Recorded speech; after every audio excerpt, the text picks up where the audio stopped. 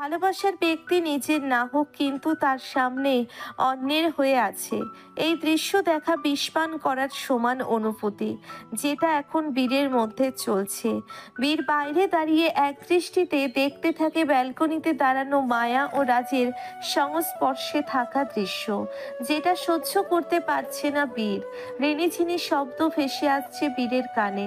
পাশে তাকিয়ে দেখলো সালোয়ার কামিজ পরে দুই হাত ভর্তি চুড়ি নিয়ে ওড়নার আঁচল গুটিয়ে দাঁড়িয়ে আছে যারা। ভ্রু কুচকে এলো বীরের। এই মেয়ের আবার কি হলো? সে কি করছে বুঝতে পারলো না বীর। যারা বীরের দিকে তাকিয়ে বলে, আমাকে কেমন লাগছে হ্যান্ডসাম? নাইস। শুধু নাইস? আচ্ছা যাই হোক, আমার সাথে ঘুরতে যাবে? কোথায়? শপিং মলে। হিয়া আর রুদ্র যাচ্ছে বই মেলায়। তুমি আমার সাথে থাকবে? আমার সময় নেই। সময় করে নিতে হয় মিস্টার। আসুন তো। বলেই বীরের হাত ধরে টান দেয় যারা। এই দৃশ্য চোখ থেকে এড়ালো না সোনালির। রাগে ফেটে পড়ছে সে। এই যারা বীরের জন্য এত চেষ্টা কেন করছে? তার তো রাজের জন্য চেষ্টা করতে হবে, কিন্তু রাজের বেলায় যত কুবুদ্ধি শিখিয়ে দেওয়া লাগতো। আর বীরের সাথে নিজে থেকেই আপন মনে চলছে যারা। বইমেলায় এসে দুই জোড়া ব্যক্তি দুই দিকে গেছে। একদিকে মায়া রাজ খুঁটিয়ে বই দেখাতে থাকে। কখনো উপন্যাস পড়া হয়নি তার। রাজ নিজেও এসবে আগ্রহী না। হিয়া বিভিন্ন বই নিয়ে দেখছে, তারপর কয়েকটি বই কিনে নিল। রুদ্র হিয়ার সাথেই ছিল। হিয়ার সহ্য হচ্ছে না রুদ্রকে। মায়া হিয়ার মুখ দেখে বুঝতে পারছে এটা শুধুমাত্র মাহমুদ সর্দারের কথাতে এরা জয়েন্ট হয়ে এসেছে। না হলে হিয়া একাই আসে বইমেলায়। বইমেলা থেকে বই কিনে সবাই চলে যায় বাণিজ্য মেলায়। সেখানে বীর ও যারা এসেছে। শপিং শেষ তাদের। যারাই জোর করে এনেছে বীরকে। আশেপাশে বিভিন্ন স্টল দেওয়া হয়েছে। যারা বীরের হাত ধরে টানতে টানতে নিয়ে যায়।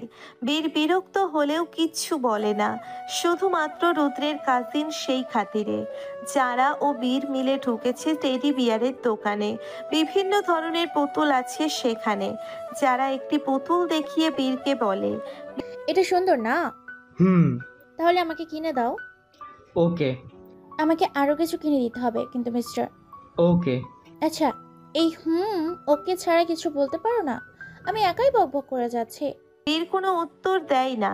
যারা কয়েকটা পুতুল নিয়ে বীরের হাত ধরে চলে যায় অন্য স্টলে। একটা স্টলের সামনে এসে থেমে যায় যারা। ওখানে ছোট ছোট ডিজাইন করা কাঠের আয়না আছে। স্পষ্ট দেখা যায় বীর আর যারাকে। যারা সেদিকে তাকিয়ে বলে, বীর আর জারার নামের কমিশনে কি আছে জানো? কি? বীর জারা, সুন্দর না নামটা? বীর এড়িয়ে গেল জারার কথাটি। জারার মুখে হাসি ফুটে আছে। রাজকে চাওয়ার আকাঙ্ক্ষা থাকলেও কখনো রাজকে পেতে মন থেকে চেষ্টা করেনি যারা, যেটা বীরকে পেতে চেষ্টা করছে। জারার কাছে ভালো লাগছে বীরের আশেপাশে থাকতে। এখন তার মনে হচ্ছে রাস্তার একটা উদ্দেশ্য ছিল, কিন্তু বীর তার ভালোবাসা হয়ে গেছে। মায়া ও রাজ এসেছে কিছু কসমেটিক্সের স্টলে, যেখানে রাশি রাশি চুড়ি দেখা যাচ্ছে। ভিন্ন রঙের কাচের চুড়ি, রেশমি চুড়ি আছে সেখানে। রাজ কিছু চুড়ি নিয়ে মায়ার হাতে পরিয়ে দিয়ে বলে, আমার মায়াবতীকে সবকিছুতে মানায়। এই যে চুড়িগুলো কি সুন্দর হাতের সাথে মিলিয়ে দিলে। মায়া হেসে দেয়। তারপর বিভিন্ন লিপস্টিক নিয়ে আয়নার সামনে দাঁড়িয়ে লিপস্টিক ঠোঁটে দিয়ে দেখতে থাকে কোনটাতে তাকে মানাবে, এটাই দেখছে মায়া। রাজ মায়ার এমন কর্মকাণ্ড দেখে আশেপাশে তাকালো। আজ মন্ত্রীর বাড়ির লোকজন আসবে বলে আশেপাশে গার্ড দিয়ে রাখা, কিন্তু দোকানে তো সেলসম্যান আছে। তারা তো দেখছে মায়াকে। মায়া লিপস্টিক ঠোঁটে দিয়ে ঠোঁট দুটো পাউট করে দেখতে থাকে। ইচ্ছে করেই এমন করছে সে। রাজকে জেলাস করার জন্যে মায়ের এই চেষ্টা। রাজ সবার দিকে তাকিয়ে মায়ার কাছে আসে। পকেট থেকে রুমাল বের করে মায়ার ঠোঁট মুছে দেয়। পাশে দাঁড়িয়ে থাকা ছেলের দিকে রক্ত চোখে তাকিয়ে বলে, আমার মায়াবতীর চোখের দিকে তোমার নজর আমার কাছে বিষের মতো। তোমাকে তো ভুগতে হবে ছেলে। বলেই স্টলে থাকা পারফিউম নিয়ে ছেলেটির চোখে ছিটিয়ে দেয়। বেচারা সেলসম্যান, সে তো অপেক্ষায় ছিল মায়া কখন তাকে লিপস্টিক চয়েস করে দিয়ে বলবে এটা প্যাক করুন, সেই আশায়। মায়া অবাক হয়ে তাকিয়ে আছে। রাজের দিকে তাকিয়ে বলে, কোনো দোষ ছাড়াই ওকে এভাবে আটক করলেন কেন? আমার বইয়ের ঠোঁট আমার জন্য রেজিস্ট্রি করে নিয়েছি। এই ঠোঁট এখন একান্তই আমার সম্পদ, যেটাতে রাজত্ব করবে একমাত্র আমি। আপনি পাগল মন্ত্রী মশাই। কি মায়াবতীর প্রেমে আমি পাগল। বলেই মায়াকে টান দিয়ে নিয়ে যায় অন্যদিকে। স্টলের পিছনে নিয়ে এসে দেওয়ালের সাথে চেপে ধরে মায়াকে। ভ্রু কুচকে মায়া বলে, কি হয়েছে? একটু প্রেম করতে চাই বউ। এ দূর, বউ আমার কিচ্ছু বোঝে না, আমাকেই যা করার করতে হবে। বলেই রাস্তার ওষ্ঠ দিয়ে মায়ার মুখের বাকি লিপস্টিক মুছে নিল। কিছুক্ষণ পর রাজ দূরে সরে গিয়ে বলে, একদম লিপস্টিক দেবে না তো? এই লিপস্টিকের রং দেখলে আক্রমণ করতে মন চায় ঠিকই, কিন্তু স্বাদ খুবই বাজে। আমার পাগলা বর, চলুন। বলেই রাজের হাত ধরে ঘুরতে থাকে মায়া। হিয়া ঘর সাজানোর জিনিস দেখতে এসেছে। লাইব্রেরির বিভিন্ন জায়গায় ফুলদানি আর কাগজের ফুল দিয়ে সাজাবে তাই। এছাড়া দেওয়ালে কিছু স্টিকার লাগাবে। রুদ্র তার সাথে সাথেই আছে। বিরক্ত হয়ে হিয়া এবার বলে, আমার পিছু পিছু এভাবে কেন আসছেন রুদ্র ভাই? তোকে দেখে রাখার জন্য। লোকে কি ভাবছে বুঝতে পারছেন আপনি? এভাবে কাছাকাছি আসবেন না, বিরক্ত হচ্ছি আমি। লোকের খাই না পুরি, হ্যাঁ? তুই চুপ করে তোর কাজ কর, আর আমি আমার কাজ করছি। হিয়া আর কথা বাড়াই না। এই রুদ্রকে এখন সে সহ্য করতে পারছে না। মেয়েবাজ নষ্ট পুরুষ একটা, যেখানে সেখানে মেয়েবাজি করে। তার মেয়ের অভাব থাকলে এখন হিয়ার পিছনে লেগে থাকে। এটা ভেবেই হিয়া রেগে ফেটে যাচ্ছে। মনে মনে সিদ্ধান্ত নেয় থাকবেই না এখানে। এখান থেকে অনেক দূরে চলে যাবে। ভার্সিটির নাম করে একটু দূরে কোথাও যাবে সে।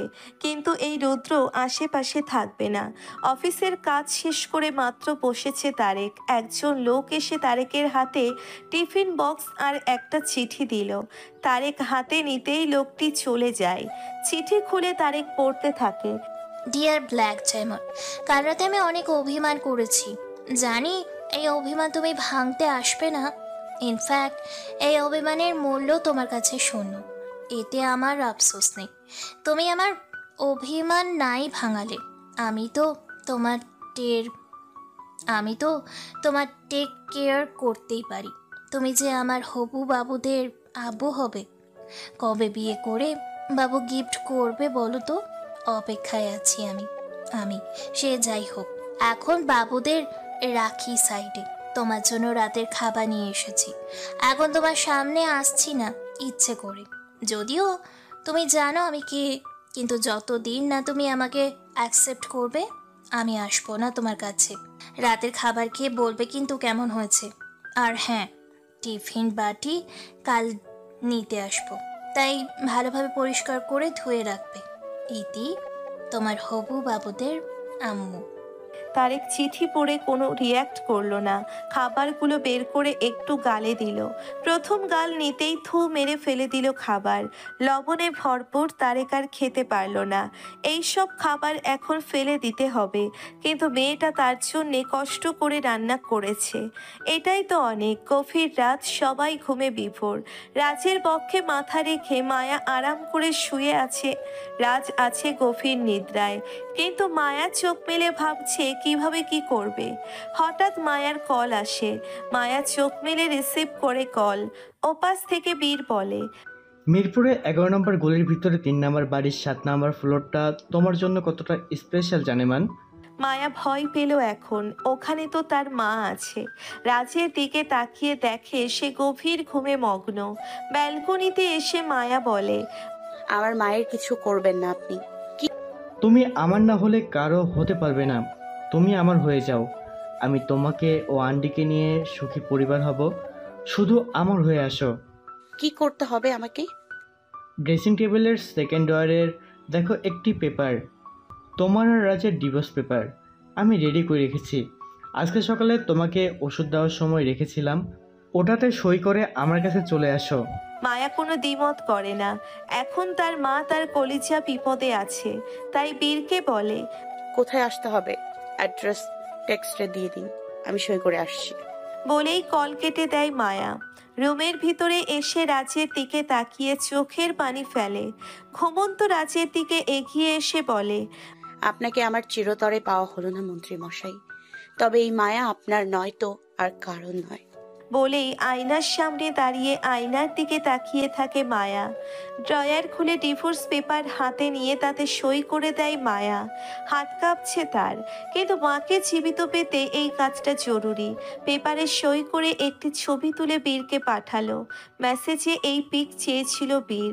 মায়া আবার রাজের দিকে তাকিয়ে বলে, হয়তো আমি আজ জীবিত অবস্থায় ফিরে আসবো না, হয়তো বা আমি সবার স্মৃতিতে থেকে যাব, কিন্তু আমি অন্যের হতে পারবো না। এই মায়ার সর্বস্ব জুড়ে একমাত্র শাহমীর রাজের বসবাস। এখানে তৃতীয় ব্যক্তির স্থান আমি দেইনি আর দিব না। জীবিত ফিরলে আবারও আপনার জন্য ফিরবো, না হলে এই মায়ার জীবনের পথ আজকেই থমকে যাবে। চোখের পানি মুছে বের হয়ে যায় মায়া। তারেককে কল করে আসতে বলে। মায়া বের হতেই চোখের পলক মেলে তাকিয়ে ডেভিল হাসি দেয় রাজ। শোয়া থেকে উঠে বসে 2 হাত এক করে টান টান করে অলসতাকে দূর করলো। আঙ্গুলগুলো ফুটিয়ে মাথা 2 দিকে হেলিয়ে নেয়, তারপর বলে, খেলা তো এখন শুরু হলো মায়াবতী। বলেই ড্রেসিং টেবিলের সামনে আসে রাজ। রক্ত চোখে ডিভোর্স পেপারটা মুড়িয়ে পকেটে ঢুকিয়ে নেয়। ড্রয়ার থেকে গুলি নিয়ে পেছনের পকেটে রেখে বলে, প্রতারকদের স্থান এই শাহমীর রাজ কখনোই তার নিকটে রাখে না। সে যতই রাজের কাছের কেউ হোক বা অতি প্রিয় কেউ, তোমার এই খেলার দ্য এন্ড হবে আজ। বলেই রাজ বেরিয়ে যায় মায়ার পিছনে। মায়ার লোকেশন ট্র্যাক করে রেখেছে রাজ অনেক আগে থেকেই, কারণ রাজের দৃষ্টির বাইরে যায়নি কিছুই। গাড়ি চালাতে চালাতে রাজ কল্পনা করে 2 দিন আগের কথা। বীর যখন গান গাইতে গাইতে সবার দিকে এগিয়ে আসে, মায়া তখন পিছিয়ে যেতে থাকে। আর ঠিক সেই দৃশ্য নজরে আসে রাজের। রাজ সোজা তাকিয়ে থাকলেও পাশ থেকে মায়ার পিছিয়ে যাওয়া উপলব্ধি করে। বীর হাত বাড়িয়ে হ্যান্ডশেক করতে নিলে মায়ার ভিতরে ভীতুভাব রাজ্যের বীর হাত বাড়িয়ে হ্যান্ডশেক করতে নিলে মায়ার ভিতরে ভীতুভাব রাজের নজর এড়ায়নি। বীরের চোখে মায়ার জন্য এক আলাদা অনুভূতি বুঝতে পারে রাজ। বীর যখন কথা বলে তার চোখ থাকে মায়ার দিকে। এটা রাজ প্রতিবার লক্ষ্য করে রেখেছে। রাজ বুঝতে পারে এদের মধ্যে কোনো এক রহস্য আছে, যেটা জানতে রাজ বীরকে ছাড় দিয়ে রেখেছিল। বীর সেদিন গ্যারেজের কাছে এসে মায়ার সাথে কথা বলেছিল। এটা রাস্তার ব্যালকনি থেকে দেখতে থাকে। হাত মুষ্টিবদ্ধ করে তাকিয়ে থাকে ওদের দিকে। রাজের মাথা কাজ করা বন্ধ করে দেয়। মনে চাই এখনই সে যাবে আর বীরকে ওখানেই শেষ করে দিবে, কিন্তু বীর তার মামার একমাত্র ছেলে। রাজ আর বীর একসাথে পড়াশোনা করেছে, একসাথে ঘুমিয়েছে, একসাথে অনেকক্ষণ ছুটি করেছে, যার কারণে রাজ আসল সত্যটা জানতে অপেক্ষা করে। রাজ তার ঘরে সিসি ক্যামেরা সেট করে রেখেছে। বীর যে তার ঘরে আসতে পারে এটা সে শিওর, কারণ বীরের নজর মায়াকে একা পাওয়া, যেটা বীরের দৃষ্টিভঙ্গিতে প্রকাশ পায়। সেদিন সিসি ক্যামেরার জন্য ঘরের ভিতরে দৃশ্য দেখতে থাকে রাজ। জানতে পারে অনেক কিছুই। সূর্যের আলো চারিদিকে ছড়িয়ে পড়েছে, সেই সাথে অপেক্ষার অবসান ঘটতে যাচ্ছে বীরের। মায়াকে যে জায়গায় অ্যাড্রেস দিয়েছিল সেই জায়গাটি রাজের বাড়ি থেকে বেশ দূরে, প্রায় 1-1.5 ঘন্টা সময় লাগে। উঁচু নিরিবিলি পরিবেশ, আশেপাশে নেই কোনো ঘর বাড়ি। কিছুটা দূরেই অবস্থিত একটি বড় খাদ। এখান থেকে পড়ে গেলে খুঁজে পাওয়া যাবে না কাউকে, এমন এক পরিবেশে একটি ছোট বাড়ি বানিয়েছিল বীর মায়াকে সারপ্রাইজ দেওয়ার জন্য। ভেবেছিল মায়া আর সে এখানে সংসার পাতাবে। এখন খাদের উপর দাঁড়িয়ে মায়ার জন্য অপেক্ষা করছে বীর। বাড়ির ভিতরে একটি ঘরে শুইয়ে রাখা হয়েছে শাহানা পারভিনকে, সাথে নার্সটিও আছে। এক ধ্যানে বসে অপেক্ষা করছে বীর। সারা রাত ঘুম হয়নি তার, চোখ মুখ শুকিয়ে গেছে, চোখ লাল হয়ে আছে। অপেক্ষায় আছে মায়া আসবে আর তাকে বিয়ে করবে, তার হয়ে যাবে মায়া। বীরের অপেক্ষায় মাঝেই শো করে চলে এলো একটি গাড়ি। বীর বুঝতে পারলো কে এসেছে। মুখে তার ফুটে উঠল বিজয়ের হাসি। আজকে সে তার জানেমানকে আপন করে পাবে। গাড়ি থেকে বের হয় মায়া, দৌড়ে আসতে থাকে বীরের দিকে। বীরের কাছে এসেই মায়া বলে, আমার মা কোথায় মিস্টার খান? রিল্যাক্স জানেবান, তোমার মা মানে আমার শাশুড়ি মা, ওনার কোনো ক্ষতি আমি করিনি, একদম সুস্থ আছেন উনি। চলো, বিয়ে করতে হবে আমাদের। আমি আগে মাকে দেখতে চাই। ওকে। বলেই ঘরের দিকে হাঁটা দিল বীর। মায়া পিছু নিল বীরের। ঘরের ভিতর ঢুকে মায়া ওর মাকে দেখে শান্তি পেল।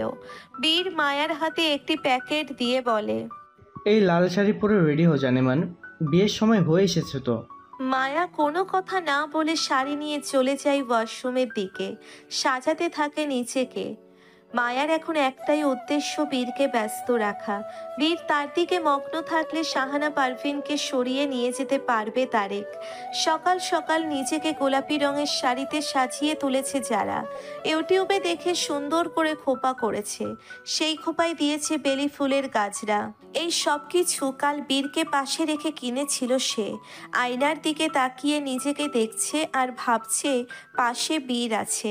একটু পর বীর আসবে ব্রেকফাস্ট করতে কালকের মতো। তাই তো এখন বীরকে দেখাতে সাজতে বসেছে সে। এত সকাল করে কখনো ঘুম ভাঙেনি যারার, আজ নিজে থেকে উঠেছে। বীরের প্রেমে পড়ে সে নিজেকে এতটা পরিবর্তন করেছে। এখন ভাবছে এই বীর আগে কেন এলো না তার জীবনে। আগে আসলে হয়তো রাজের সাথে এসব ড্রামা করতো না, নিজের আসল ভালোবাসা আগেই উপলব্ধি করতে পারতো। এত সকাল সকাল কার জন্য সেজেছো তুমি? ওই বীরের জন্য বুঝি? সোনালির কথায় ভাবনার জগৎ থেকে বের হলো যারা।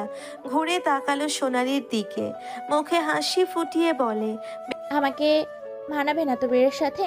জানো খালামণি, আমি ভেবেছি আমাদের দুজনের নামে কিন্তু বেস্ট জুটি হয়। বীর আর যারা মিলে হয় বীর যারা। শাহরুখ খান আর প্রীতি জিন্টার মতো, তাই না বলো?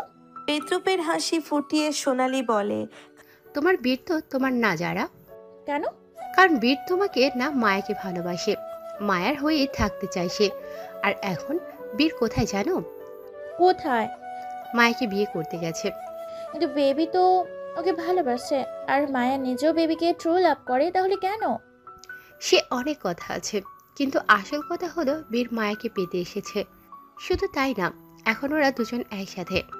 আর ওদের দুজনকে শেষ করতে কে গেছে জানো? কে? শাহামির রাজ নিজে। রাজ নিজে শেষ করবে বীর আর মায়াকে। হোয়াট? না না, এটা হতে পারে না। আমি বীরকে ভালোবাসি, ওর জন্য আমি নিজেকে পাল্টে নিয়েছি খালামণি।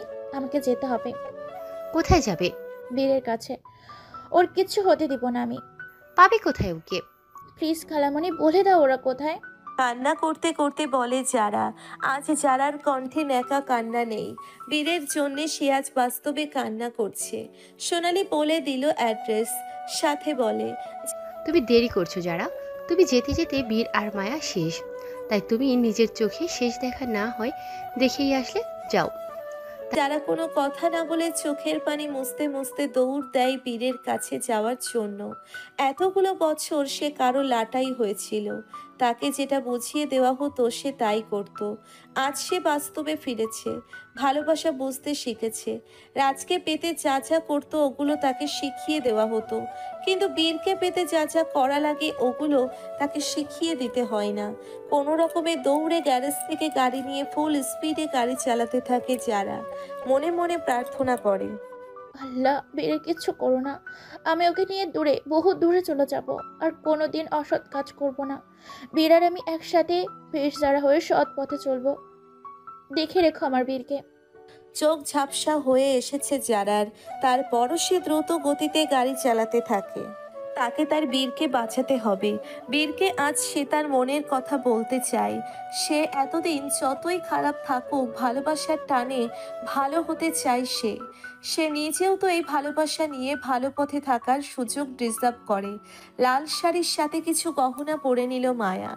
ছেড়ে দেওয়া চুলে, কপালে একটি টিকলি, গলায় একটি হার, আর কানে ছোট ছোট হারের সাথে মিলিয়ে দুল। ব্যাস, এতেই যেন মায়াবতীর রূপ ধারণ করেছে মায়া। বাইরে বেরিয়ে আসার সাথে সাথে মায়ার দিকে চোখ যায় বীরের। বীর ঘোর লাগা দৃষ্টিতে তাকিয়ে আছে মায়ার দিকে। মায়াও আজ তাকিয়ে আছে বীরের চোখের দিকে। এক পা দুপা করে মুখে হাসি ফুটিয়ে বীরের দিকে এগিয়ে যায় মায়া। বীরের কাছে এসে বীরের চোখে চোখ রেখে হাস্য উজ্জ্বল মুখ করে রাখে মায়া। বীরের আর কি লাগে, সে তো চাই মায়া তার সামনে থাকুক, এভাবেই হাসি খুশি থাকুক, আর কিছু বীর চাই না। মায়া বলে, কাজী কোথায় মিস্টার খান? বীর আঙ্গুল উঁচিয়ে দেখিয়ে দেয় অন্য এক রুমে আছে কাজী। মায়া বীরকে নিয়ে সেদিকে যায়। এটাই সুযোগ। এই সুযোগে তারেক ঢুকে পড়ে রুমে। বীরের বডিগার্ডগুলোকে স্প্রে দিয়ে অজ্ঞান করে দিল। তারপর তারেক আর দুইজন লোক মিলে শাহানা পারভিনকে নিয়ে গাড়িতে উঠে পড়ে। মায়ার কানে ব্লুটুথ আছে। তারেক তার কাজ কমপ্লিট করেই মায়াকে বলে, আমাদের কাজ কমপ্লিট ম্যাম, এখন আপনি আপনার অ্যাকশন শুরু করে দিন। মায়া ডেভিল হাসি দিল। বীরের দিকে তাকিয়ে বলে, বেকার কাজীরা। বীর ভ্রুকুচকে বলে, মানে? বিয়ে তো হচ্ছে না। মজা করো না জানেমান, এখনই আমাদের বিয়ে হবে, তোমার আর আমার বিয়ে। না হলে তোমার মা। আর কিছু বলার আগে মায়া বলে, কোথায় আমার মা, দেখান তো। বীর গেল শাহানা পারভিনকে আটকে রাখা রুমে। দেখতে পেল না শাহানা পারভিনকে। মায়া ডেভিল হাসি ফুটিয়ে রেখেছে। বীর এবার মায়ার কাছে এসে বলে, সে তুমি যেভাবে আন্টিকে বাঁচিয়ে নাও, বিয়ে তোমার আমাকেই করতে হবে। জোর করে কখনো ভালোবাসা যায় না, অ্যাটলিস্ট এই মায়ার সাথে কখনোই না। আমি যাচ্ছি আমার মন্ত্রী মশাইয়ের কাছে। বলেই যেতে নেয় মায়া। হো হো করে হেসে দেয় বীর। মায়া ঘুরে তাকায় তার দিকে, বলে, এভাবে পাগলের মতো হাসার মানে কি? তোমার প্রেমে পাগল হয়েছে আমি, অ্যাকশন তো দেখাতেই হয়। যাই হোক, তোমাকে আর তোমার মন্ত্রী মশাইয়ের কাছে যেতে হবে না, সে নিজেই আসছে। কি বলতে চান আপনি? ওহ জানেমান, তুমি জানো না, তোমার ঘরে ক্যামেরা সেট করে রাখা, যেখানে তোমার দিকে নজর থাকে শাহামির রাজের। আর ছোট এক নাটকে তোমার আর রাজের মধ্যে ভুল বোঝাবুঝির সৃষ্টি শুরু। আর শুধু তা না, ডিভোর্স পেপার তো আছেই। মায়া তাকিয়ে আছে বীরের দিকে। বীর হাসতে থাকে। হাসি থামিয়ে বীর বলে, তোমার ঘরে বসে ওই খুনের কথাগুলো কেন বলেছিলাম জানো? কারণ আমি ক্যামেরা দেখে ফেলেছিলাম। সো সরি জানেমান, আমি ইচ্ছা করেই এটা করেছি। ডিভোর্স পেপার তোমার পার্সোনাল ডরে রেখে দিয়েছিলাম, তো এই জন্যই। তোমার মন্ত্রীমশাই তোমার অর্ধ সত্যটা জেনে তোমাকে ঘৃণা করবে, আর এদিকে তুমি আন্টির জন্য বাধ্য হয়ে সই করবে আর ফিরে আসবে আমার কাছে। আজ তুমি আমার না হলেও এই রাজের হতে পারবে না। কথাগুলো বলেই মায়ার দিকে এগিয়ে আসে বীর। হাঁটু গেড়ে মায়ার কাছে বসে নরম সুরে আবেদন করে, আমার হয়ে যাও জানেমান। দেখো, তোমার জন্য এই মহল বানিয়েছি। তুমি তো সাধারণ জীবন চাও, এই জীবনটা তুমি পাবে। আর ওদিকে শান্তি পাবে মোহন সর্দার। আমি নিজে তাকে শাস্তি দিব, দেখিয়ে দিব তার মেয়ে আর বউ কতটা সুখে। আর সে সব কিছু পেয়েও আজ অসুখী। শুধু আমার হয়ে যাও। মায়া পিছিয়ে যায়, তারপর বলে, আমার জীবন নিয়ে নিন, কিন্তু মন্ত্রী মশাই ব্যতীত অন্য কারোর হতে বলবেন না। আমি পারবো না আপনার হতে। বারবার বলছি, আমার থেকে দূরে থাকুন। আপনার জীবনে অন্য কাউকে আনুন। আপনিতে আমি আমার সুখ পাই না মিস্টার খান। মায়ার শেষ কথাটি যেন তীরের মতো আঘাত করলো বীরের বুকে। চোখ থেকে এক ফোঁটা পানি বের হলো, তার মুখে ফুটে ওঠে অসহায়ত্বের হাসি। মায়ার দিকে করুণ চোখে তাকিয়ে বলে, আমার দোষটা কোথায় বলতে পারো? তোমাকে অতিরিক্ত ভালোবাসায় নাকি তোমাকে অতিরিক্ত চাওয়ায়? ভালোবাসা আটকে রাখা যায় না, কিন্তু চাওয়া পাওয়াগুলো আটকে রাখা যায়। আপনি একতরফা ভালোবেসেছেন, যেটা আপনি হাজার চাইলেও ব্যর্থ। মায়ার মুখে এমন কথা শুনে বীর এবার মায়ার পা ধরে বসে পড়ে। অনুনয় করে বলে, সারাটা জীবন আমার স্থান তোমার পায়ের নিচে রেখে দিও, তবু আমার হয়ে থাকো। ভালোবাসতে না পারো, অন্তত ভালোবাসার মানুষ হয়ে পাশে থেকে সুখ দিও। এতটুকুই কি চাইতে পারি না? আপনি যার থেকে ভালোবাসা চান, সেও যে অন্যের ভালোবাসা পেতে চায়। আপনার কাছে থাকলে আমি ভালো থাকবো না। আমার সুখ, আমার ভালো থাকা আমার মন্ত্রী মশাই, আপনি না। তবে কি এটাই কি তোমার শেষ কথা? হ্যাঁ, আপনি যত চেষ্টাই করুন না কেন, আমি আমার মন্ত্রী মশাইয়েরই হয়ে থাকবো। তোমার মন্ত্রী মশাইও সবসময় তোমার হয়ে থাকবে মায়াবতী। পেছন থেকে রাজের কণ্ঠ শুনে ঘুরে তাকালো মায়া। রাজকে দেখে খুশি হলো মায়া। রাজ মিষ্টি হেসে তার দুই হাত দুই দিকে মেলে দিয়ে বলে, আমার পক্ষে তোমাকে স্বাগতম মায়াবতী। মায়া খুশি হয়ে দৌড়ে দেয় রাজের দিকে। শাড়ির কুচি উঁচু করে ধরে দৌড়ে যায় রাজের দিকে। রাজকে চাপটে চড়িয়ে ধরে মায়া বলে, আমার মন্ত্রী মশাই, বলেই রাজের কপালে গালে মুখে ভালোবাসার পরশ দিতে থাকে মায়া। মুখে দুষ্টু হাসি ঝুলিয়ে রাজ বলে, এইভাবে আমার ইজ্জত হরণ করে দাও কেন বলো তো? জনগণ কি মেনে নিবে এমন মন্ত্রী মশাইকে, যে তার বউ দ্বারা অপহরণ হয়? মায়া হেসে দেয়, বলে, জনগণ মানতে বাধ্য। বর তার বউ দ্বারা অপহরণ হচ্ছে, এতে জনগণের কি? আমি আমার বরকে ইচ্ছা মতো ভালোবাসবো। বীর অসহায় চোখে দেখতে থাকে রাজ ও মায়ার এই প্রেম নিবেদন। তার সহ্য ক্ষমতার বাইরে এই ভালোবাসা। সে তো মায়াকে ভালোবাসে, কিন্তু তার মায়া ভালোবাসে অন্য কাউকে। বীর অনুভব করতে থাকলো তার ভালোবাসা একতরফা। এই ভালোবাসার কোনো মূল্য দুনিয়া তাকে দিবে না। এই পৃথিবী তার ভালোবাসাকে ব্যর্থ করে দিল। বুকের ভিতর আলাদা ব্যথা অনুভব করছে সে। নিজের জানে মানকে অন্য ব্যক্তির সাথে সুখে থাকতে দেখে চোখ জ্বলে উঠছে বীরের। বীরের ঠোঁট দুটো আপনা আপনি প্রসারিত হতে থাকে। রাজ এতক্ষণ মায়ার দিকে তাকিয়েছিল, এবার রক্ত চোখে তাকালো বীরের দিকে। ভাই বলে ছাড় দিয়েছিলাম, কিন্তু তুই তো ভাই হওয়ার যোগ্য না রে। আমার বউয়ের দিকেই নজর দিতে হলো তোর। হাতের উল্টো পিঠ দিয়ে চোখ মুছে বীর বলে, ভালোবাসা বলে কই আসে না, আর কি বলতো?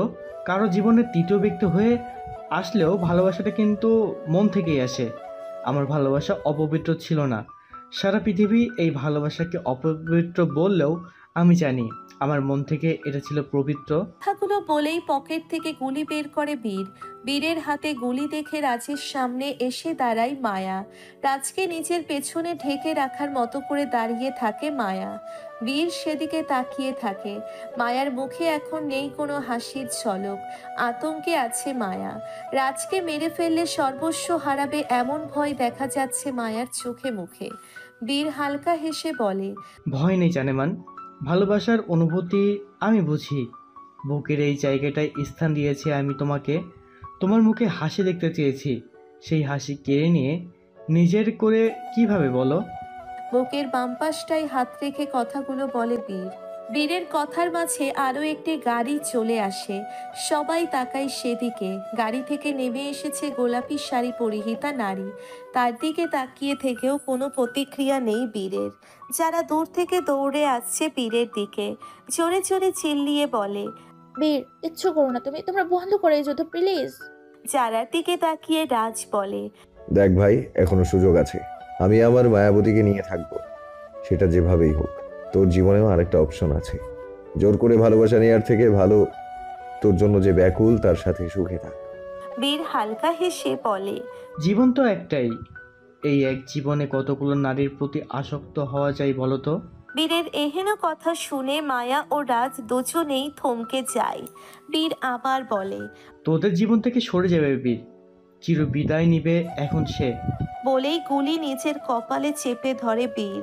এক পা দুই পা পিছিয়ে যেতে যেতে বীর বলে, এক নারীতে আসক্ত হয়েছে আমি। জীবনের একটাই নারীর আগমন ছিল আমার হৃদয়ে, কিন্তু সেও আজ অন্যের। যাকে ভালোবেসে ঘর বাঁধার সুখ দেখিয়েছি, সে অন্যের সাথে বাঁধে ঘর। তাহলে ভেঙে যাক আজ আমার বেঁধে রাখা ঘর। বারে বারে মন বদলাতে জানি না এই বীর। যাকে ভালোবেসেছি তাকে কি করে ভুলি? ভুলতে পারার ওষুধ যখন পৃথিবীতে নেই, তাহলে চির বিদায় নিয়েই তাকে ভুলতে হবে। বেঁচে থেকে কখনোই এই ভালোবাসার হার মানবে না। মরে গিয়ে না হয় ভালোবাসার সমাপ্তি করে দিই সব কিছুর। বলেই নিজের কপালে নিজেই শুট করে দেয় বীর। যারা দৌড়ে আসতে নিয়েও থমকে যায়। বীরের এহেন কাজে ব্যালেন্স হারা হয়ে একটি ইটের সাথে ধাক্কা খায় যারা। উল্টে পড়ে মাটিতে শুয়ে পড়ে। তারপর মাথা উঁচু করে তাকিয়ে দেখতে থাকে বীরকে। মুখ থেকে চিল্লিয়ে বলে ওঠে, বীর। দুই হাত ভর করে উঠে দাঁড়ানোর চেষ্টা করে যারা। আজ প্রথম শাড়ি পরেছিল। শখের পুরুষের জন্যে শাড়ি পরে তাকে প্রপোজ করতে চেয়েছিল, কিন্তু শখের পুরুষ এখন অন্য নারীতে মত্ত হয়ে নিজেকে শেষ করে দিল। কোনো মতে উঠে ব্যথা পাওয়া পা নিয়ে খোঁড়াতে থাকে যারা।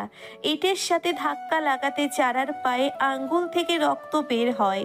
কোনো রকমে খুঁড়িয়ে খুঁড়িয়ে আসতে থাকে সে। বীর আস্তে আস্তে নিচে পড়ে যায়। তার কপালে ছিদ্র হয়ে রক্ত পড়তে থাকে। গুলি তার কপালের ভিতরে ঢুকে গেছে। নিচে শুয়ে থেকেও তার চোখ মায়ার দিকে। হাত বাড়িয়ে মায়াকে বলে, তোমাকে না পেলে আর এক অপশন থাকলেও আমার জীবনে একমাত্র তোমার জায়গায় থাকবে। তুমি আমার জীবনে কোনো অপশন ছিলে না জানেমান। এই মৃত্যু সজ্জায় আমি একমাত্র তোমাকে ভালোবেসে মৃত্যু গ্রহণ করলাম। যাওয়ার আগেও আমি তোমাকে কবুল বলে যেতে চাই।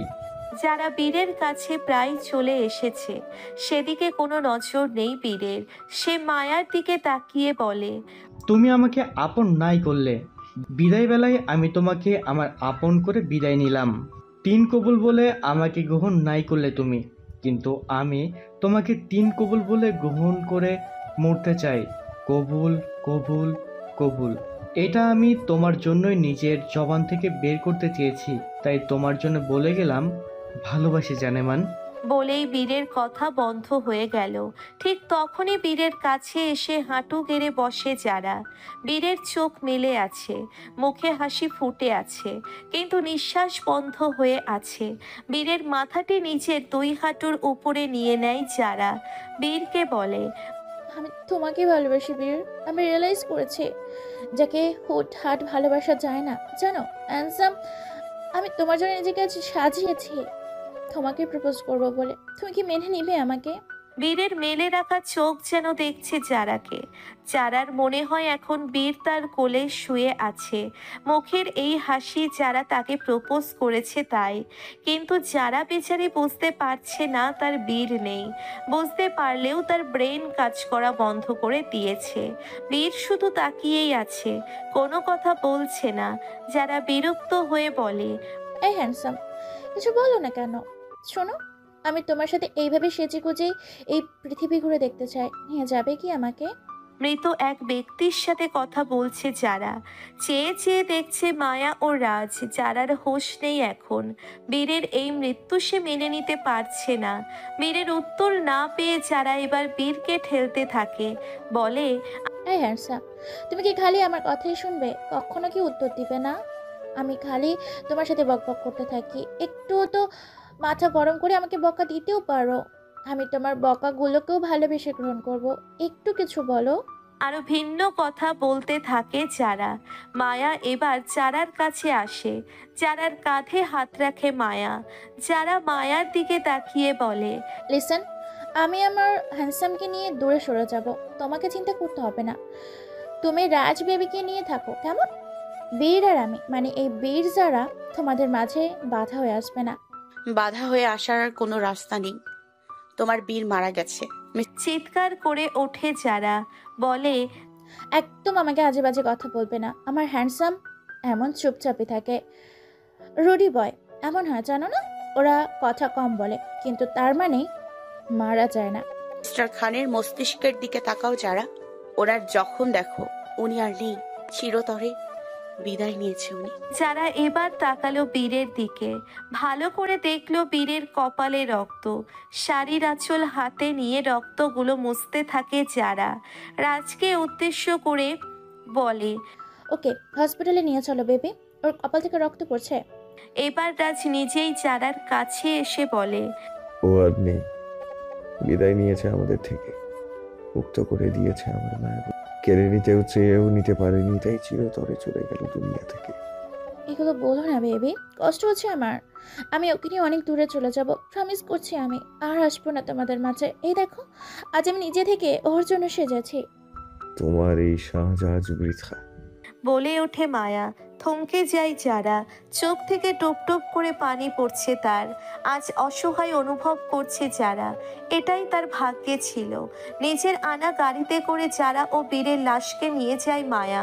তারেক, শাহানা, পারভিনকে নিয়ে অনেক আগেই চলে গেছে। সবাই চলে যাওয়ার পর স্থান ফাঁকা হয়ে যায়। এই জায়গায় এখন দাঁড়িয়ে আছে রাজ ও তার লোকজন। জোরে চিৎকার করে রাজ ডাকলো, পিয়াস। কেরোসিনের বোতল নিয়ে সেখানে হাজির হয় পিয়াস। রাজের দিকে কেরোসিনের বোতল এগিয়ে দিতেই রাজ হাত বাড়িয়ে নিল। বীরের বানানো এই বাড়িটির চারিদিকে কেরোসিন দিতে থাকে রাজ। পকেট থেকে একটি দিয়াশলাই বের করে কাঠিতে আগুন জ্বালিয়ে নেয় রাজ। মুখে ডেভিল হাসি ফুটিয়ে বলে, আমার মায়াবতীর জন্য সুখের রাজ্য একমাত্র আমি গড়ে তুলব।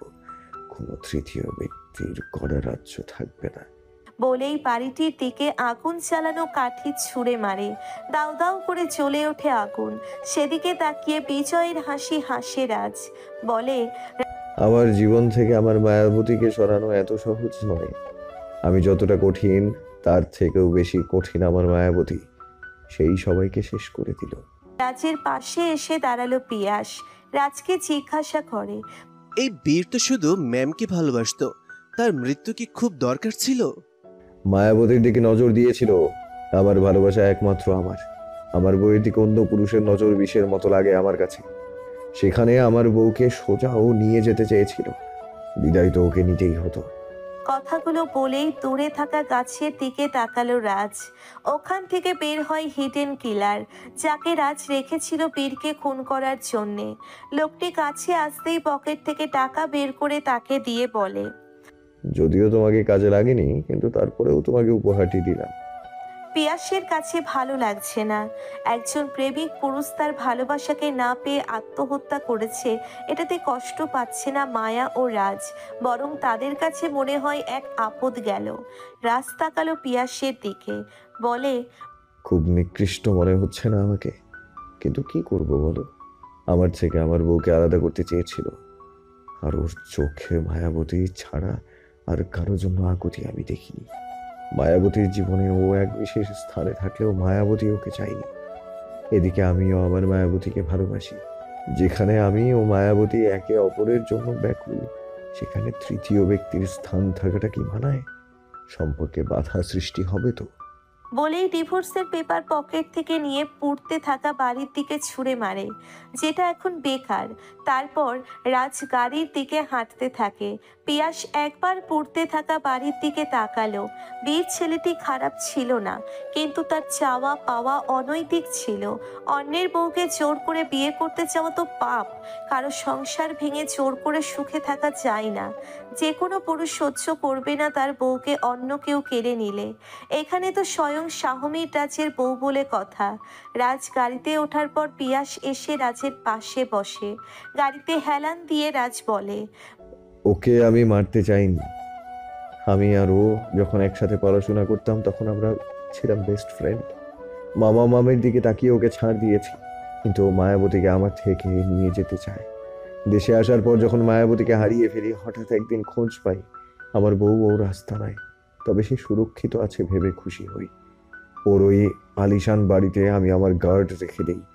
তাছাড়াও একটি ক্যামেরা আমি ওর ড্রয়িং রুমে সেট করেছিলাম। ছলে বলে কৌশলে মামা মামিকে বলে ওকে বিদেশে পাঠিয়ে দিই। দেশে যাতে না আসে তাই প্রায় কাজের চাপ দেয়াতাম মামাকে দিয়ে। কিন্তু ও দেশে ফিরল, আর ফিরলো তো ফিরলো, আমার মায়াবতীকে বিয়ের প্রস্তাব দিল। মানলাম ও জানতো না আমি আর মায়াবতী স্বামী স্ত্রী, কিন্তু মায়াবতী তো ওকে বলেছিল যে ও শাহমীর রাজের বউ। তখন কেন সরে গেল না? সেও জেদ করলো। তাই তো ওই দিন ওর গাড়ির ব্রেক ফেল করে ওখানে চাবি রেখে দিয়েছিলাম গার্ড দিয়ে। কিন্তু ভুলবশত মায়াবতী গাড়ি চালিয়ে যায়, আর ওই রাতেই আমার সহজ সরল ভাইকে কেউ ড্রাগ দিয়ে দেয়। অতিরিক্ত ড্রাগ শরীরে থাকা আমার ভাইটা সুযোগ বুঝে অ্যাসাইলাম থেকে বের হয়ে যায়। কিন্তু কেউ তো একজন আছে যে অ্যাসাইলাম থেকে পালাতে ওকে সাহায্য করেছে। তাই তো সে রাস্তায় নেমে যায় আর মায়াবতীর গাড়ির সাথে পিষে। বলতে না বলতেই চোখ বন্ধ করে রাজ। রাজের ছোট ভাই থাকে, নাম তাজ। প্রতিবন্ধী হয়ে জন্ম হয় তার। মায়ারও তখন জন্ম হয় না। মাহবুব সর্দার ও রোহিণী খুব ভেঙে পড়ে, কিন্তু নিজেদের সন্তান তাই মানুষ করতে থাকে খুশি মনে। এই খুশি সমাজ মানতে নারাজ। নারাজ হওয়ার কারণ আছে। তাজ সাধারণ বাচ্চাদের মতো ছিল না। সে যেখানে যেত সবাই তাকে ভয় পেত। রাজের দাদা দেখতেন তাজকে কেউ সহ্য করতে পারে না। তাজের ভবিষ্যৎ অন্ধকার। তাজ পড়াশোনা করতে পারে না, কোনো জায়গায় চলতে পারে না, ভবিষ্যতে নিজ পায়ে দাঁড়াতেও পারবে না। তাই রাজের দাদা তাজের নামে সম্পত্তির পরিমাণ একটু বেশি রাখে। ব্যবসা থেকে আসা টাকা কিছুটা তাজের নামে ব্যাংকে ট্রান্সফার হবে। রহিনের মৃত্যুর পর তাজ অ্যাসাইলামে বড় হয়। সপ্তাহে সপ্তাহে তাজের সাথে তার পরিবার দেখা করে যায়। বাড়িতে কখনো আসেনি বলে মায়া বা কেউ জানতে পারে না যে রাজের কোনো ভাই তাজ আছে। বীরকে গুলি করার দিন তাজ কিভাবে ওই রাস্তায় আসে এটা কেউ জানে না। তবে রাজের শরীরে ড্রাগ পাওয়া যায়। প্রতিবন্ধী হয়ে কখনো সে নিজে থেকে বন্ধ ঘরে ড্রাগ নিতে পারবে না। এটার জন্য অন্য কেউ দায়ী, এমনটাই ধারণা রাজের। তবে এই খুনি মায়া নয়, আসল খুনি তো সে যে তাজের শরীরে ড্রাগ পুশ করে। শুধু তাই না, রাজের উদ্দেশ্য এখন কে সে যে তার দাদা, মা ও ভাইকে খুন করেছে এটা জানতে চাওয়া। তাকে কঠিন শাস্তি দিবে রাজ। বীরকে মায়া গুলি করার সময় রাজ সেখানে আসে, তাজের জন্যেই তার ছুটে আসা। কিন্তু বীরের গাড়িতে মায়াকে দেখে সবকিছু ক্লিয়ার হয় রাজের। বীরকে শুট করার সময় রাজ নিজেও চোখ বন্ধ করে। এটা রাজ চায়নি। হাজার হোক মামার দিকে তাকিয়ে মায়া চলে যাওয়ার পর রাস্তার লোকদের ডেকে বীরের লোকদের সাহায্য করে, বীরকে হসপিটালে নিয়ে যায়। বীর বাড়াবাড়ি করলে রাজ ওর মামার সাথে কথা বলে বিদেশে পাঠিয়ে দেয়। দেশে আসতে মানা করে, কিন্তু তারপরও বীর চলে আসে নিউজ দেখে। তারপরও বীর চলে আসে নিউজ দেখে। রাজ এগুলো ভেবে আবার বলে, এতদিন আমি সব জেনেও না জানার অভিনয় করেছি। তার একটাই কারণ, মায়াবতীর আসল সত্যি প্রকাশ হয়ে যাবে। আর আসল সত্যি প্রকাশ পেলে যেভাবেই হোক ছোট মাকে শত্রুরা খুঁজে বের করবে। কে ওই লোক যে আমার মা, দাদু আর ভাইকে খুন করেছে এটা ছোট মা জানে। ছোট মার কাছে সব প্রমাণ আছে। আমার তো মনে হয় আপনার ছোট কাকি আছে এর ভেতরে, না হলে আপনাকে বললো কিভাবে যে বীর মায়ের প্রতি আসক্ত? ছোট কাকি জানে, তার কারণ ছোট কাকি চায় যারা আর আমি এক হয়ে যাই। তাই ছোট কাকির উদ্দেশ্য ছিল বীরের সাথে মায়াবতীকে নিয়ে বদনাম করা। আমাকে কাকি উস্কাতে থাকে, আমিও তখন কাকির তালে তাল মিলিয়ে বলেছিলাম ওদের ফলো করতে। আর মায়াবতী যখন বের হয় তখন মায়াবতীর পেছনে লোক লাগিয়ে রেখেছে কাকি, যাতে জানতে পারে ওরা কোথায় দেখা করছে। কিন্তু জারাকে পাঠাবে এটা বুঝতে পারিনি। কিন্তু কাকির সাথে এমন নাটক করেন মানে কি? কারণ সেই আমার একমাত্র চাবিকাঠি। টাকার লালসায় কাকি সব করতে পারে। শত্রুপক্ষের সাথে হাত মেলাতে তার 2 সেকেন্ড লাগবে না। শত্রুপক্ষকে এটা আমাকে কাকি বলে দিতে পারবে, তার জন্য একটু সময় লাগবে। ড্রাইভ করতে করতে ফ্রন্ট সিটের আয়নার দিকে তাকায় মায়া। যারা মেয়েটিকে দেখে আজ তার খারাপ লাগছে। মেয়েটি বীরের প্রেমে পড়েছিল, মন থেকে ভালোবেসেছে বীরকে। তাই এবার মায়া চায়নি বীরকে মারতে। যারা বীরকে টেনে টেনে মেলার এ মাথা থেকে ও মাথা ঘুরতে থাকে, তার উপর দেশি 3 পিস পরে তখনই যারার চোখে দেখা যায় বীরের প্রতি ভালোবাসা। মায়া তখনই চেয়েছিল বীর বেঁচে থাকুক, শুধুমাত্র যারার জন্যে বেঁচে থাকুক। বীরের প্রতি যারার ভালোবাসাকে সম্মান জানিয়েছিল মায়া। সেও যে রাজকে মন থেকে ভালোবাসে, কিন্তু যারার ভাগ্যে তার ভালোবাসার পরিপূর্ণতা ছিল না। মেয়েটি কারো জীবন নষ্ট করতে চেয়েছিল। অবশেষে কোনো ব্যর্থ প্রেমিকের ছোঁয়া পেয়ে নিচে থেকে ভালো পথে এসেছিল, কিন্তু ভাগ্য তাকে সুখে রাখেনি। হয়তো এটাই যারার নিয়তি। খাটিয়ায় করে সাদা কাপড়ে মুড়িয়ে রাখা হয়েছে বীরের লাশ। সেই লাশের আশেপাশে বসে আছে বীরের আত্মীয়। বীরের বাবা মা জানতে পেরেছে তাদের ছেলে আর নেই, কিন্তু তারা আজকে আসতে পারবে না। টিকিট পাওয়া তো মুখের কথা না। বীরের মা অজ্ঞান হয়ে যাচ্ছেন বারবার। কোনো মতে তাকে সামলাচ্ছে বীরের বাবা। আজ সবার শরীরে সাদা কাপড় দেওয়া। যারা একটি সাদা সালোয়ার কামিজ পরে মাথায় কাপড় দিয়ে বিধ্বস্ত হয়ে বসে আছে বীরের লাশের পাশে। অনেকক্ষণ কান্নাকাটি করেছে পুরো রাস্তা। বীরের মাথা তার কোলে করে নিয়ে এসেছে। জীবিত বীরকে এভাবে নিজের সাথে মেশাতে না পারলেও মৃত বীরকে নিজের সাথে মিলিয়ে নিয়েছিল সে। বীরকে স্পর্শ করলে যারা নিজের কাছেই অদ্ভুত ভালো লাগতো। বীরকে খাটিয়ায় করে নিয়ে যেতে থাকে বাড়ির ছেলেরা। মালিনী হাউ হাউ করে কান্না করছে বীরের জন্যে। কোনো মতে মালিনীকে আটকিয়ে আছে সোনালি। যারার বাবা মা এসেছে আজ, তারাও যারার পাশে বসে আছে। যারা যে বীরকে ভালোবেসেছিল এটা যারা নিজে তাদের জানিয়ে দেয় আগে। আজ মেয়ের মন ভাঙা দেখে সহ্য করতে পারছে না যারার বাবা মা। সাজগোজ করে নিজেকে সাজিয়ে রাখা মেয়েটা আজ কান্না করে নিজের করুণ অবস্থা করে রেখেছে। মানতে কষ্ট হয় বাবা মায়ের।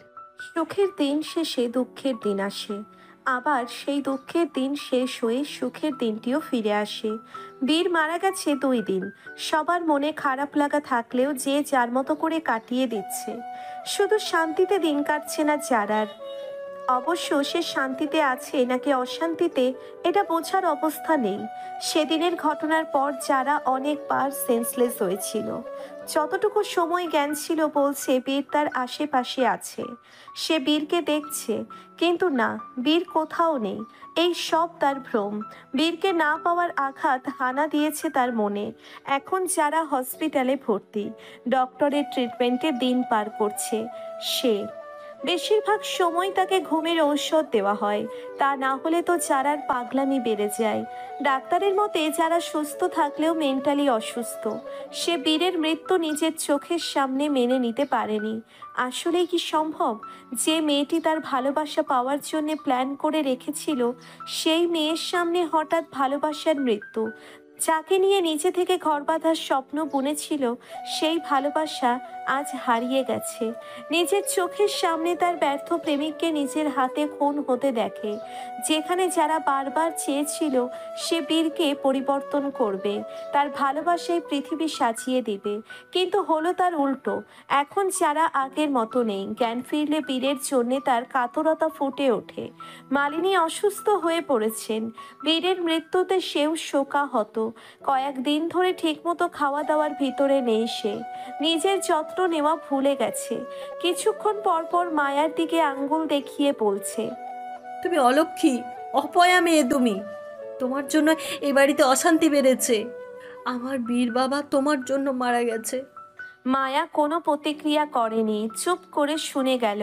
সবকিছুর প্রতিবাদ মায়া করে না।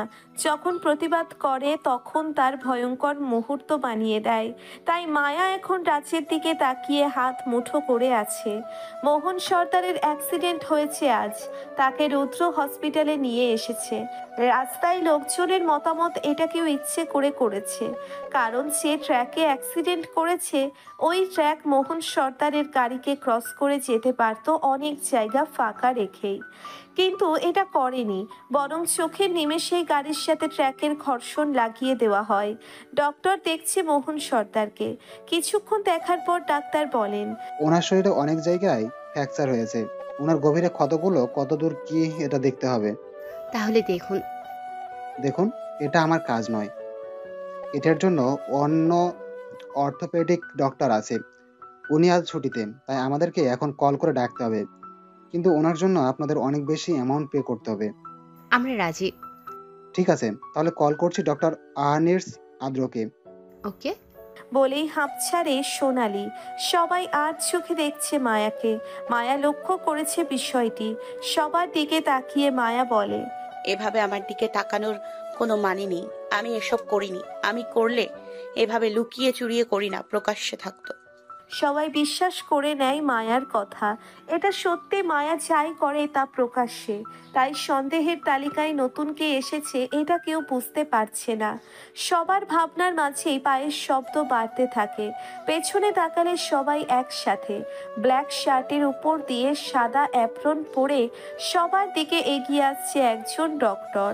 সবাই তার দিকে তাকিয়ে আছে। সোনালি তাকে দেখেই তার সামনে এসে বলে, আমার হাজবেন্ডকে ঠিক করে দিন, আপনার যত টাকা লাগে আমরা দেব। আদ্র সোনালির মুখের দিকে তাকিয়ে ভরসা দিয়ে বলে, আমি আমার সাধ্য মতো চেষ্টা করব, বাকিটা উপরওয়ালার হাতে। বলেই ভিতরে ঢুকে যায় আদ্র। বেশ কিছুক্ষণ পর আদ্র বের হলো ওটি থেকে। আদ্রকে দেখে রাজ এবার এগিয়ে আসে। রাজকে দেখে আদ্র বলে, he is fine but he Kant move. তার বাম পা এখন অচল, উনি হাঁটতে পারবেন না। সোনালি ভেঙে পড়েছে। মালিনী এসে ধরে রেখেছে। সোনালি বলে, আর কোনো উপায় কি নেই ওকে সুস্থ করার? আছে, ওনাকে থেরাপির উপর রাখতে হবে। যতটুকু সমস্যা হয়েছে তাতে করে ওনার ব্যায়াম সঠিকভাবে করলে আর মেডিসিন রেগুলার টাইমলি চালাতে থাকলে রিকভার করতে পারবেন উনি। সবাই একটু আশার আলো দেখলো। আদ্র কথাগুলো বলেই হাঁটতে শুরু করে। ওটির সামনে এক কোনায় দাঁড়িয়েছিল হিয়া ও শিয়া। আদ্র হাঁটতে যেয়ে হঠাৎ করে শিয়ার বাহুর সাথে নিজের বাহুর ধাক্কা খায়। শিয়া আর চোখে তাকালো আদ্রের দিকে। শিয়ার দিকে তাকিয়ে আদ্র বলে, সরি। বলেই মিষ্টি হাসি দিয়ে চলে যায় আদ্র। রাতে রাজ তার কাজ শেষ করে বাসায় আসে মাত্র। মায়া রাজকে দেখেও না দেখার মতো করে থাকে। নিজের মতো ল্যাপটপ নিয়ে ব্যস্ত থাকে মায়া। মায়াকে দেখে রাজ বলে, আমি কোথায় বউকে কাছে পাবো বলে কাজ শেষ করে লাফাতে লাফাতে চলে আসি, আর বউ আমার বাড়িতেও কাজ করতে থাকে। দিন দিন বউ পাগল হয়ে যাচ্ছেন আপনি। কি করব বলো, বিয়ে করেও সতীত্ব রক্ষা করে রেখেছি আমি। না নিজের সতীত্ব হরণ হয়েছে, আর না বউয়ের সতীত্ব হরণ করেছি। কয়টা বর পাবে এমন ভাবে চলতে? একমাত্র মেহেরুন জাহান মায়ার বর পারে এমন চলতে। রাজ এবার মায়ার কাছে এসে বলে, শোনো মায়াবতী, অনেক হয়েছে এই এই বউ রেখেও সতী স্বামী সেজে থাকা। এবার একটু এই মন্ত্রী মশাইকে অসতী করে দাও। কথার কি শ্রী? বউ কাছে থেকেও বউয়ের ভালোবাসা পাই না, এর থেকে তুমি কথার শ্রী দেখছো? আপনার সাথে কথা বলা বেকার, কাজ করতে দিন আমাকে। নতুন মডেল দেখতে হবে। কই দেখি, আমাকেও দেখতে দাও তোমার নতুন নতুন হট মডেলদের। কেঁপে গেল মায়া। মাথায় যেন এখন বোমা ফাটিয়ে দিয়েছে রাজ। অবশ্য মায়াকে জেলাস করাতেই এমন বলেছে রাজ, কাজেও লেগেছে। রাজের কলার ধরে সোফায় রাজকে এলিয়ে দিয়ে বলে, খুব শখ হয়েছে না ছোট ছোট ড্রেস পরা মেয়েদের দেখার? তুমি চাইলে আমি ওদের জামা বড় করে দিয়ে দেখতে পারি। শাট আপ, আপনার চোখকে লাগাম দিন। তাহলে বউয়ের সতীত্ব হরণ করতে পারবো? আপনি শুধরাবেন না তাই না? আমি তো শুধরে আছি, এই যে বউ পেয়েও নিজেকে সাফ রেখেছি। বলেই মায়াকে নিজের কাছে নিয়ে আসে রাজ। মায়ার কাছে আসতে না আসতেই রাজের ফোন ভাইব্রেট শুরু হয়। রেগে গিয়ে রাজ বলে, এই ফোন কে আবিষ্কার করেছিল জানো? ধুর, বউকে কাছে না পেলে কিছুই মনে পড়ে না, এর ভেতর আবার বাঁচতে শুরু করে মোবাইল। বলেই ফোন হাতে নিয়ে দেখতে পেল পিয়াসের কল। ব্যালকনিতে গিয়ে রিসিভ করেই রাজ বলে, হ্যাঁ বলো, আমার প্রেমের দুশ্মন রিভেঞ্জ নিচ্ছ আগে রাতে কল করতাম বলে? আরে তখন তো আমার বউকে কনফার্ম করতাম যে আমি মায়াবতীর খোঁজ নেওয়ার জন্য দেওয়ানা হয়ে আছি, যাতে মৌ এই সব কিছু মায়াবতীকে বলে দেয়। এতটুকু তো তুমি জানোই, তাহলে আমার সুইট নাইটে কল করো কেন? বেচারা পিয়াস কি করবে, নিজেও কনফিউজড থাকে। বস কোনো কাজ দিলে তার খোঁজ দেরি করে দিলে বউয়ের থেকে রাখবে দূরে, আবার এখন সাথে সাথে খোঁজ দিতে চায়, তাও বস চাই রেগে। আসলে এই বস চায় কি? মাথা ছেড়ে পিয়াস বলে, আসলে বস, মায়া ম্যামের ফ্যাক্টরির আশেপাশে কিছু লোকজন ঘোরাঘুরি করছে। ইনফ্যাক্ট দুজন অচেনা ছেলে ম্যামের ফ্যাক্টরিতে কর্মরত মেয়েদের ফলো করে, এমন তথ্য মাত্র আমাকে দেওয়া হয়েছে। এটাই স্বাভাবিক, মায়াবতীর ফ্যাক্টরিতে কম বয়সী গরিব মেয়েদের ছোট ছোট পোস্টে কর্মের জন্য নেওয়া হয়, আর ওদের দিকেই শকুনের নজর বেশি পড়ে। অলিতে গলিতে এখন পুলিশের গার্ড বাড়িয়ে দাও। আমার দাদু আর নানু নারীদের রক্ষা করতে গিয়ে নিজের জীবন শেষ করেছে, তখন আমি বিদেশে ছিলাম, কিন্তু এখন তার নাতি হয়ে আমি সবাইকে রক্ষা করব আর আসামিদের শাস্তি দিব, নিজের হাতে শাস্তি দিব তাদের। আমার ভাই, আমার মা, আমার দাদু প্রত্যেকের খুনের শাস্তি আমি নিব। শেষের কথাটা শুনে অবাক হয়ে দাঁড়িয়ে আছে মায়া। ওর দাদু আর মায়ের খুনের শাস্তি মানে? দাদুকে কেউ খুন করেছে? মা আবার কিভাবে মারা যায়? সে তো বাসায়। আর ভাইয়ের মৃত্যুর শাস্তি মানে তো মায়াও জড়িত। মায়া খুন করেছে নিজের অজান্তে তাজকে, তার মানে কি রাজ মায়াকে শাস্তি দিবে? আর এই জন্য কি ডিভোর্স পেপার নিয়ে কোনো কথা তোলেনি রাজ? আর ভাবতে পারছে না মায়া। মায়ার মাথা খালি ঘুরছে। রাজ যদি তাজের খুনিকে ধরে, তার মানে সে ধরা পড়বে, আর তাকেই রাজ কঠিন শাস্তি দিবে। বাসায় এসে ফোন হাতে নিয়ে ফেসবুকে ঢুকলো শিয়া। সার্চ অপশানে যেয়ে টাইপ করলো অহর্নিশ আদ্র লিখে। কয়েকটা আইডি পরে কাঙ্ক্ষিত ব্যক্তির আইডি খুঁজে পেল সে। আইডিতে ঢুকেই পোস্টে ক্লিক করে আদ্রের বিভিন্ন পিক দেখতে থাকে সে। আদ্রকে দেখেই মনে ধরেছে শিয়ার। এখন তো সেও মেডিকেলে ভর্তি হবে। তার শুধু একটাই চাওয়া, যেন আদ্রের মেডিকেলটাতেই যেন সে চান্স পায়। তাহলে আদ্রের জন্যে সে কিছু চেষ্টা করবে।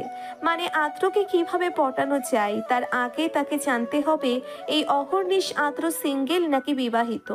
রাতের খাবার নিয়ে হসপিটালে এসেছে হিয়া। বাবা কাকা ও রুদ্রের জন্য খাবার এনেছে।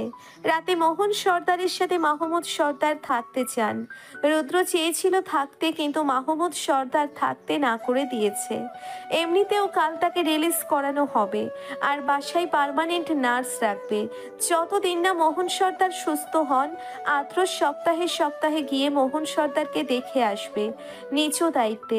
খাবার নিয়ে হিয়া হসপিটালে পৌঁছিয়েছে। রুদ্রের দিকে না তাকিয়ে সোজা মাহমুদ সর্দারের দিকে চলে যায়। রুদ্র বিষয়টি দেখেও না দেখার মতো করে থাকলো। মাহমুদ সর্দার খাবার বেড়ে তার ভাইকে খাইয়ে দিতে থাকেন, আর নিজেও খান। রুদ্রকে খেতে বললে রুদ্র বলে, আমি বাসায় গিয়ে খাবো, তোমরা খাও বড় বাবা। বাসায় গিয়ে খাওয়া মানে হিয়াকে আবার খাবার গরম করতে হবে। সার্ভেন্ট কি এত রাত জাগতে পারে? হিয়া এমনিতেও নিজের কাজ নিজে করে সার্ভেন্টদের কম কাজ করায়। ওর মতে প্রত্যেক মানুষের কষ্ট আছে। সার্ভেন্ট টাকার বিনিময়ে কাজ করলেও ওদের খাওয়া ঘুম সময় মতো করা উচিত। যারা টাইম মেনটেন করে চলে না, ওদের জন্য রাত জেগে আবার সকালে বড়দের জন্য কষ্ট করে রান্না করা, এতে করে ওদের শারীরিক কষ্ট দেওয়া ছাড়া কিছুই না। মাহমুদ সর্দার এই সব কিছু শিয়া ও হিয়াকে শিখিয়েছেন। তিনি বলেন, গরিবরা মানুষ, আমরা আমাদের মতো বিলাসিতা করি মানে এই না যে তাদেরকে এসবের জন্য ঘুম কামাই দিয়ে রাত জাগিয়ে রেখে দিব। তার থেকে আমরা একটা নির্দিষ্ট সময় দিয়ে তাদের কাজ করাবো এবং নিজেদের সাধ্যমতো নিজেরা কিছু করব। ওদেরকেও বিশ্রাম করার সুযোগ করে দেওয়া উচিত। বাবার কথাগুলো অক্ষরে অক্ষরে পালন করে তার সন্তানেরা। কথায় আছে, যেমন শিক্ষা দিয়ে বড় করা তেমন ফলাফল লাভ করা হয়। মাহমুদ সর্দার ঠিক তেমনটাই পেয়েছেন, আর মোহন সর্দার উনি ওনার কর্মের ফল পাচ্ছেন। আজ মোহন সর্দারের আফসোস হচ্ছে তার ভাইয়ের দিকে তাকিয়ে। তার মোহনা তো অনেক ভালো আর বুদ্ধিমত্তা ছিল। সেও যদি মোহনাকে এভাবে বুঝিয়ে বুঝিয়ে বড় করত, তাহলে আজ তার ব্যবসা বাণিজ্য মোহনা আর সে দেখত। সবকিছু নিজের হাতে শেষ করে দিলেন তিনি। মাহমুদ সর্দারের হাতে খাবার খেতে খেতেই কান্না করে দিলেন নিজের লোভ লালসা আর হিংসার জন্য। তবে এবার তিনি কঠোর হবেন। রুদ্রকে তার ব্যবসা বাণিজ্য দেখার জন্য জোর করবেন। আর কত এভাবে রাত বিরাতে বাইরে বাইরে পার্টি আর ফুর্তি করবে? বয়স তো কম না তার। গাড়ির ফ্রন্ট সিটে বসে নীরবতা পালন করছে দুজন। রুদ্র গাড়ি চালাতে ব্যস্ত, আর হিয়া জানালা দিয়ে প্রকৃতি দেখতে ব্যস্ত। গাড়ি চালানোর মাঝে রুদ্র গান চালিয়ে দিল। হিয়া গান অফ করে দেয়। হিয়ার দিকে তাকিয়ে রুদ্র বলে, কেন এত রাগ দেখাচ্ছিস শিয়া পাখি? আপনাকে দেখলেই আমার রাগ ওঠে, সহ্য করতে পারি না আমি আপনাকে। আফসোস, এই রাগ নিয়ে আমার সাথে সংসার করতে হবে। ভ্রুকুচকে হিয়া তাকালো রুদ্রের দিকে, বলে, কে করবে আপনার সাথে সংসার? নষ্ট পুরুষ কোথাকার। এমন পুরুষের সাথে এই হিয়া থাকবে না। চার চোখ কেন রেখেছিস বলতো, যদি বাস্তবতাটা না দেখলি? বাস্তবকে আমি নিখুঁতভাবে উপলব্ধি করি রুদ্র ভাই। আপনি বরং উল্টো আমাকে নিয়ে মিথ্যে স্বপ্ন দেখছেন। স্বপ্ন মিথ্যা হলেও সত্যি করতে কতক্ষণ? এই স্বপ্ন কখনো সত্যি হবে না। তাহলে দেখিস কেন আমাকে নিয়ে স্বপ্ন। মলিন চোখে তাকালো হিয়া। এই ছেলে সব বোঝে, তার ইচ্ছে চাওয়া পাওয়া বুঝেও এই ছেলে এতটা নিষ্ঠুর হয়ে চলে। জিহ্বা দিয়ে ঠোঁট দুটো ভিজিয়ে হিয়া বলে, আমি আপনাকে নিয়ে কোনো স্বপ্ন দেখি না। মিথ্যা বলার সময় তুই যে ঠোঁট দুটো একদম হালকা ভিজিয়ে নিস, এটা আমি জানি। ব্যর্থ চেষ্টা করিস না আমার সামনে। একদম কথা বলবেন না। আপনি নষ্ট পুরুষ, আপনি খুনি, আপনি হৃদয়হীনা, আপনি খুব বাজে। বাকি রাস্তা হিয়ার হাতে মার খেতে খেতেই বাড়ি ফেরে রুদ্র। গাড়ি থেকে নেমে বাড়ির দিকে আসতে নেয় ওরা। ব্যালকনি থেকে ওদের দেখছে মায়া। রাজ ওর পাশে এসে জিজ্ঞাসা করে, কি দেখছো মনোযোগ দিয়ে? আচ্ছা মন্ত্রী মশাই, হিয়াকে নিয়ে তোমরা কি ভাবছো? শুধু হিয়া না, মিলি, শিয়া আর হিয়া সবাইকে নিয়েই ভাবছি। ওরা ওদের মন মতো সাবজেক্ট নিয়ে ওদের ইচ্ছা পূরণ করবে। যেমন শিয়ার ইচ্ছা ডাক্তার হওয়া। শিয়ার যেহেতু ডাক্তার হওয়ার ইচ্ছা, তাই আমি হিয়াকে নিয়েই প্রশ্ন করেছি। বাবা যেটা বলবে তাই হবে। যদি হিয়ার কোনো মতামত না থাকে ওর বিষয়ে, তাহলে ও যদি পড়াশোনা করতে চায় ওকে তাই করতে দেয়া হবে। আর বাবা যদি আমাদের হিয়ার জন্য যোগ্য পাত্র দেখে নেয়, তাহলে তার সাথেই হিয়ার বিয়ে হবে। আচ্ছা। হ্যাঁ, কিন্তু এবার আমার দিকে একটু তাকাও। খুব তো পরিবারের দিকে দেখছো। বর যে ভিটামিন, বউয়ের ভালোবাসার অভাবে শুকিয়ে যাচ্ছে, এটাও তো দেখো। শুরু হয়ে গেছে তোমার লাগামহীন কথা। বউ আমার সবকিছুতে এগিয়ে, শুধু আমাকে ভালোবাসার সাগরে নিয়ে যাওয়ার দিক থেকে পিছিয়ে। তাই তো আমাকেই শুরু করতে হয়। আমি শুরু না করলে তো বংশের নেক্সট জেনারেশন আসবে না।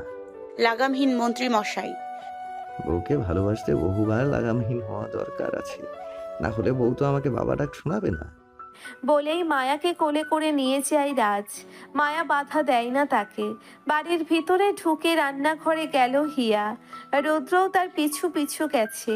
হিয়া খাবারগুলো গরম করতে থাকে। রুদ্র তাকিয়ে দেখতে থাকে হিয়াকে। হিয়ার চুল ছেড়ে দেওয়া। রুদ্র সেদিকে তাকিয়ে বলে, খোপা করে দিব তোর? কোনো দরকার নেই, টাচ করবেন না আমাকে। তোকে টাচ করতে আমার কোনো অজুহাত লাগে না, এমনিতেই টাচ করতে পারবো। কিন্তু এখন ভাবলাম তোর সুবিধা হবে, তাই আর কি। কিন্তু তুই তো দুষ্টু মাইন্ডে নিয়ে গেলি। বলেই বাবুদের মতো করে মুখ করে রুদ্র। হিয়া খাবারগুলো নিয়ে টেবিলে আসে। রুদ্রকে খাবারগুলো সাজিয়ে দিতে দিতে বলে, তাড়াতাড়ি খেয়ে নিন, সকালে তো কাকাইকে আনতে হবে। তুইও বস খেতে। আমি এত রাতে কেন খেতে যাব? কারণ তুই না খেয়ে আছিস। কে বলেছে? তোর মুখ, যেটা দেখলে আমি খুব ভালোভাবে বুঝে যাই সবকিছু। আফসোস, আপনি আমার শ্রেষ্ঠ চাওয়ার বিষয়টাই বোঝেন না। বলেই দীর্ঘশ্বাস নিল হিয়া। কথাটা আসতেই বলেছিল হিয়া। রুদ্র শুনতে পায়নি তার কথা, তাই রুদ্র জিজ্ঞাসা করে, কিছু বললি? না, আপনি খেয়ে নিন, আমার ক্ষুধা নেই। বলেই চলে যেতে নেয় হিয়া। রুদ্র আঁকড়ে ধরে হিয়ার হাত। বলেই হিয়াকে টেবিলে বসিয়ে দিল। অল্প খাবার দিল হিয়ার প্লেটে। দুজনে মিলে খাবার খেতে থাকে। উপর থেকে এদের দিকে তাকিয়ে দেখছে সোনালি। মুখে বাঁকা হাসি ফুটিয়ে বলে, যারা গেছে তো কি হয়েছে, আমার এই ছেলে তো আছে আমার স্বপ্ন পূরণ করতে। এই মহল আমার হবে,